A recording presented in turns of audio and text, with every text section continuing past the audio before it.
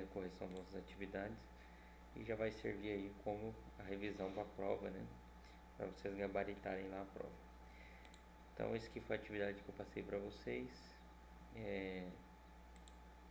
na semana passada. Deixa eu só arrumar aqui um pouquinho. Então, vamos lá, atividade 1. O retículo endoplasmático geralmente tem suas porções classificadas em granular e agranular. A porção do retículo chamado de granular ou rugosa, na verdade vocês encontram mais nas apostilas como retículo endoplasmático rugoso, está relacionado com a produção de proteínas e recebe essa denominação em virtude da presença de. O que vai ter lá no retículo endoplasmático que ele passa a receber esse nome de rugoso e ele passa a produzir proteína, pessoal. Lembra lá que a organela responsável por produção de proteína vai ser o ribossomo. Quem produz proteína na célula é o ribossomo. Ele pode estar sozinho no citoplasma, o ribossomo, ou aderido ao retículo endoplasmático, que aí passa a ser chamado de retículo endoplasmático rugoso. Tem o retículo endoplasmático liso.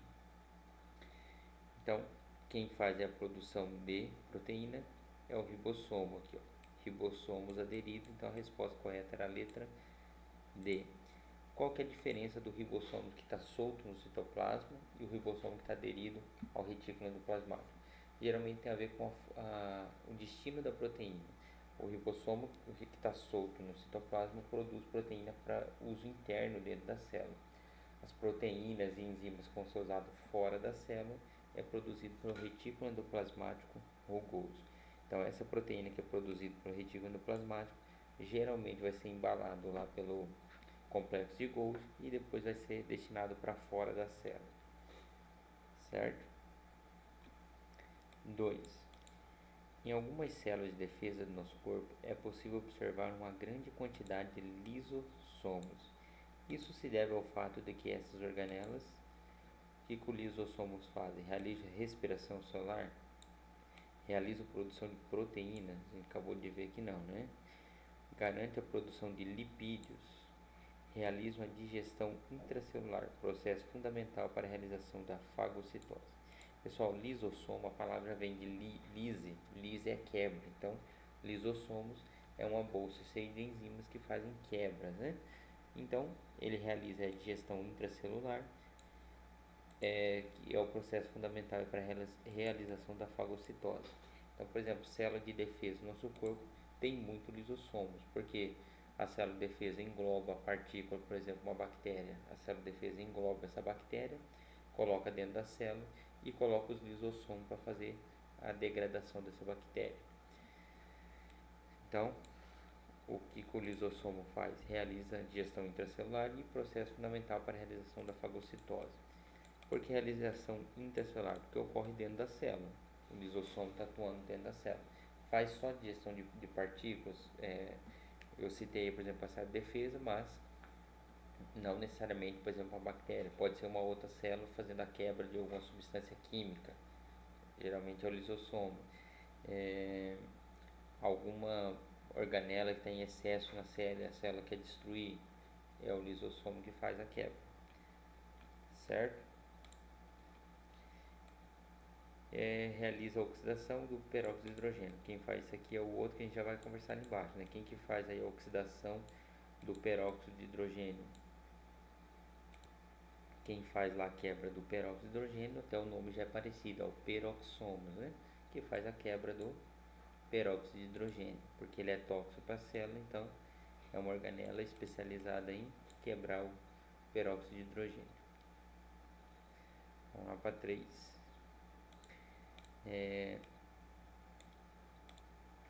No Brasil, 50% das 35 mil mortes ocorridas anualmente em acidentes de trânsito são causadas por motoristas alcoolizados. O governo decidiu ser mais rigoroso em relação a penas aplicadas, aprovando a lei que estabelece tolerância zero ao uso de álcool por quem vai dirigir, a lei seca.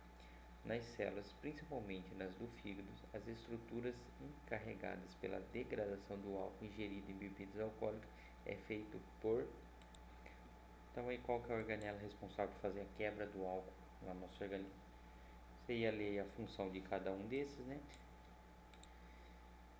O vacúolo, lembrando lá pessoal, que ele é mais frequente em célula vegetal, que a célula vegetal é rígida, então ele precisa ter esse espaço vago para ir colocando, muito utilizado para guardar água na célula e outras substâncias. Então o vacúolo é muito presente lá nas células vegetais, quase não está presente nas células animais. O ribossomo, a gente já viu ali em cima, que é a produção de proteínas. Complexo de Golgi, ele tem a função de produção aí, finalização das proteínas que foi produzido pelo retículo endoplasmático rugoso. Ele faz a embalagem dessa proteína, dessa enzima produzida aqui no complexo rugoso para ser colocado para fora da célula, mas ele não está ligado com a quebra de substâncias químicas. Quem está ligado aí com a quebra de substâncias químicas vai ser o retículo endoplasmático não granuloso, ou conhecido mais como retículo endoplasmático liso. É ele que vai fazer a quebra do álcool, e não só do álcool, como de outras substâncias, outras drogas que ingeridas, outras substâncias químicas. Quem faz a quebra é o retículo endoplasmático liso. Ele faz só quebra de substância? Não, ele produz fosfolipídio, que é usado na membrana plasmática, ele produz alguns outros hormônios, alguns ácidos gráficos produzidos aí pelo retículo endoplasmático liso. Então não é que ele tem só a função de fazer a quebra dessa substância, ele também faz a produção dessas outras. 4.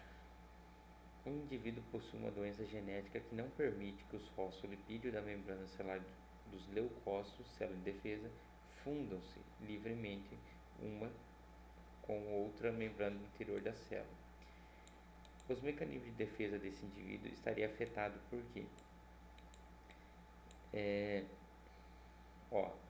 Ele traz aqui informação que não ele vai ter um problema aí nos fosfolipídios da membrana e vai interferir na fundição da membrana internas com outras membranas, com outras organelas que está dentro do corpo. A gente acabou de comentar ali da célula de defesa. A célula de defesa, por exemplo, englobou uma bactéria.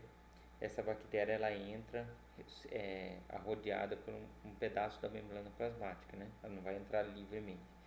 E esse pedaço da membrana, esse envelope que formou contornando a bactéria, vai se ligar ao lisossomo para ser digerido, né? Senão o lisossomo ia soltar enzima e ia digerir algo dentro da célula, e não é isso que a gente quer que só digere a bactéria que foi fagocitada. Então, se ele está com um problema no fosfolipídio e não consegue se ligar a outras membranas, como é que esse pacotinho que entrou com a bactéria vai conseguir se ligar ao lisossomo? Vai ter dificuldade, né? Então vamos ver aí qual que seria a resposta. Resposta correta aí é letra D, né? Os vacúolos de endocitose não poderiam se fundir com os lisossomos, que assim não poderia exercer sua função lítica, sua função de quebra, de destruição do que foi ingerido. Por que não é, por exemplo, a produção do lisossoma, que é a origem do lisossoma? Porque ele já trouxe aqui para nós que o problema está na fundição das membranas.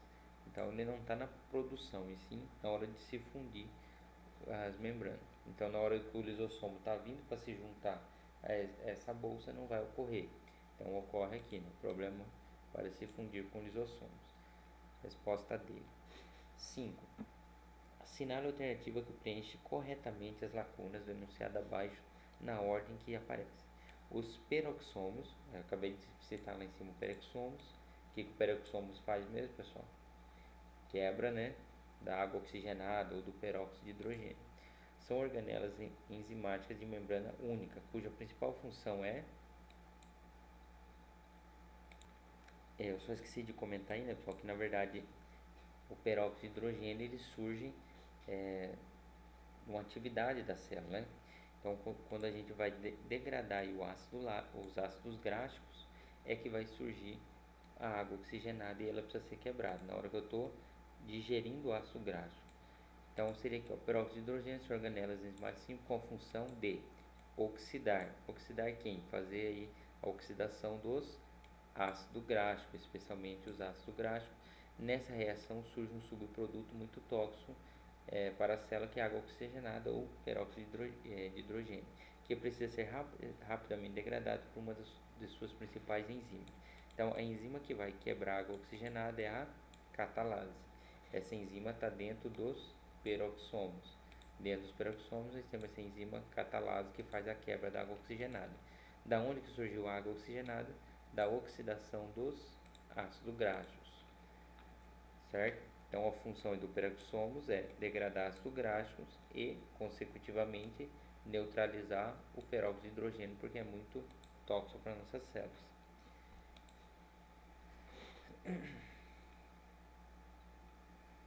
Seis. O Nobel de Medicina premia o biólogo japonês por trabalho sobre a autofagia. O biólogo japonês de 71 anos, professor do Instituto Tecnológico de Tóquio, no Japão, foi laureado por suas contribuições para a elucidação dos mecanismos da autofagia, processo biológico que ocorre no interior da célula. O que nós estudamos lá, pessoal? O que é a autofagia? A autofagia é a destruição de algo interno da célula, algo próprio da célula. Está destruindo algo que já era próprio da célula, uma organela ou qualquer outra coisa que esteja dentro da célula. É considerado um processo autofágico. A morte de célula do epitélio pulmonar após a inalação do mineral de sílica? Não, porque aí quem causou a morte aqui foi a sílica e não a autofagia. Regressão da membrana? Não. Redução da cauda do gerínio durante o processo de metamorfose em anfíbios? Isso aqui é interessante, né, pessoal? Os anfíbios perdem a cauda. Para perder a cauda é porque as células estão fazendo autofagia, estão se autodestruindo para ele perder a cauda. Só que aí aqui, não é nem para me pintar, ele pintar de outra cor, não é de vermelho. Aqui nós não estamos falando, né, de uma célula, assim, nós estamos falando de um órgão inteiro do girino. Agora a resposta correta aí é digestão do componente oriundo do processo da fagocitose. Aqui, pessoal, fagocitose, ele pegou algo de fora da célula, por exemplo, a bactéria, ou ele foi lá e pegou alguma substância química. Não é autofagia, porque não está destruindo algo que está dentro da célula, e sim algo que ele pegou fora da célula. Isso é fagocitose. Destruição de organelas celulares defeituosa ou com baixo rendimento metabólico. Agora aqui sim, né, pessoal? Ó, aqui a resposta correta, vou colocar em vermelhinho. A destruição de organelas celulares defeituosas ou com baixo rendimento metabólico. Aí aqui sim, ele está destruindo algo que é dentro da célula. Por exemplo, ele está com uma organela em excesso ou com uma organela defeituosa e precisa destruir essa célula para não ficar lá consumindo espaço e recurso. Aí sim é a autofagia, destruindo algo de dentro da célula. A organela era da célula e ela destruiu. Aqui seria a resposta correta. Por que aqui não é? Porque aqui nós não estamos falando de uma célula, sim de um tecido inteiro, né? De um órgão, a cauda do girino inteiro, com várias células. Aqui que nós estamos falando de algo intracelular, dentro da célula. 7. Algumas células são capacitadas com cílio ou flagelo. Sabendo disso, qual organela é responsável pela presença desse? Cite duas células do nosso organismo que possuem cílios ou flagelo. Pessoal, qual que é o órgão lá responsável pela produção dos cílios ou dos flagelos? Lendo lá sua apostila, estudando, você ia descobrir que é a organela centríolos, eles que são responsáveis pela produção dos cílios e flagelos. Tem um acento aqui, peraí, centríolos. E cite aí duas células que a gente possui cílios ou flagelos. Uma que possui flagelo é o espermatozoide, né, masculino lá. Ele possui locomoção, né, ele consegue se locomover através do flagelo, né, é um flagelo só do flagelo que o espermatozoide tem.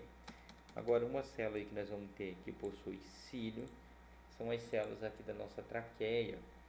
Então, células da traqueia possuem cílios.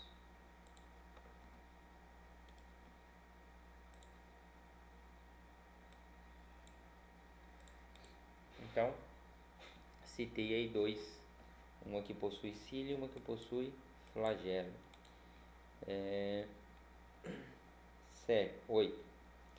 Sabemos que existe uma doença genética onde ocorre em uma organela celular, dificultando a produção de energia nas células, levando a vários problemas de saúde, entre eles cansaço, moleza, fraqueza. Assim, qual organela é afetada por essa doença? Pessoal, se ia lá estudando as organelas, qual que é a organela que é responsável por produzir energia?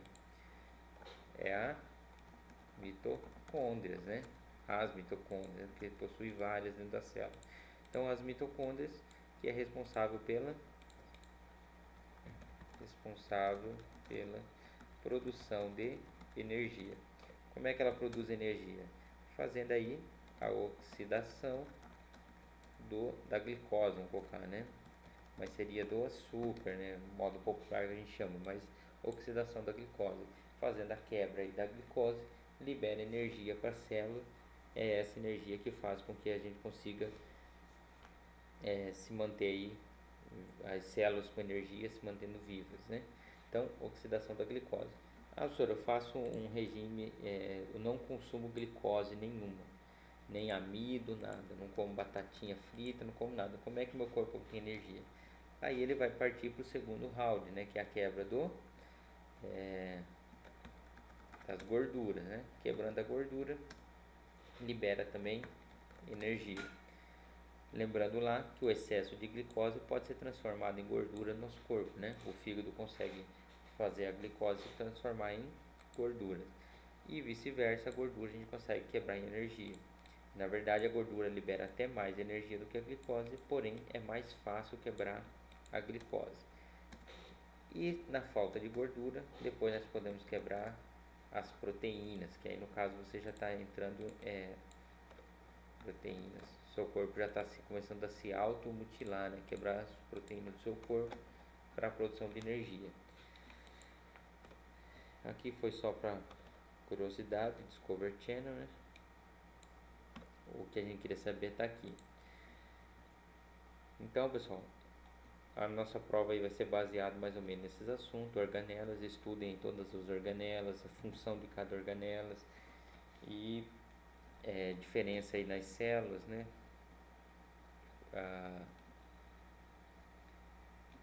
E se você estudando isso aí, você consegue gabaritar a prova aí e tirar 10, certo? Boa sorte, bom estudo e até a prova, pessoal. Qualquer dúvida eu estou online para estar tirando. Se alguém tiver alguma dúvida, só perguntar.